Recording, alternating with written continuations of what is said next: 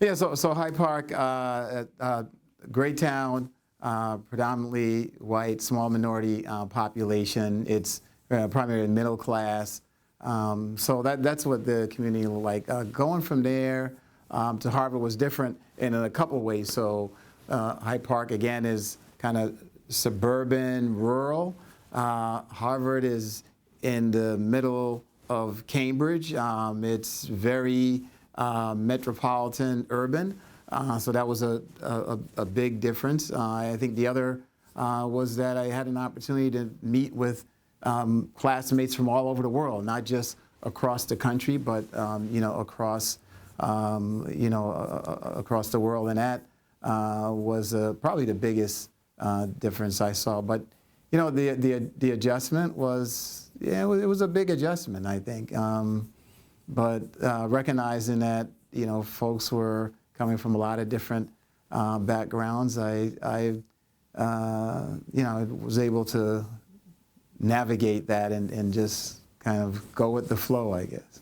I was surprised at the level of the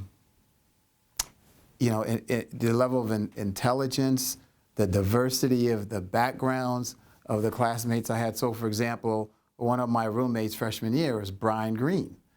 Brian Greene is a well-known, famous physicist now on the faculty at Columbia. He does a lot in quantum physics. When he was in high school, he won first place in a World Science Fair. So, you run into folks like that. Another roommate of mine, he does a lot in media space, gentleman named Earl Lewis. And he, really got into, he was a political science major. Brian was physics. I was economics. So there's a broad spectrum of interests. We had another roommate who majored in the classics, just a brilliant individual. So just a lot of great talent, but just really good people who had great ideas. Everybody had some really big ambitions to change the world, to help make the world a better place. So it was really inspiring being in an environment like that. And beyond your classmates was just the access to people that would come to that campus. So I immigrated from Jamaica. I'd never had a chance to see whoever the prime minister is. But here I am one day, and Michael Manley, who was a former prime minister of Jamaica, is coming to the Kennedy School.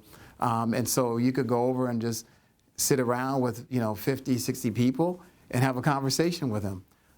Before I moved to Chicago, I'd never been there before, but Harold Washington had recently won the first African-American mayor of the city of Chicago. He was in Boston for a mayor's conference, and he came over to Harvard to sit and talk to students there. And my girlfriend at the time, who's now my wife, was from Chicago, and so we went, and there was about 15, 20 of us just sitting around having a chat with Harold Washington, new elected mayor, and I didn't realize how big a deal he was until I moved to Chicago. So being at Harvard gave you exposure and access to things that I would have never been able to I think, experience anywhere else.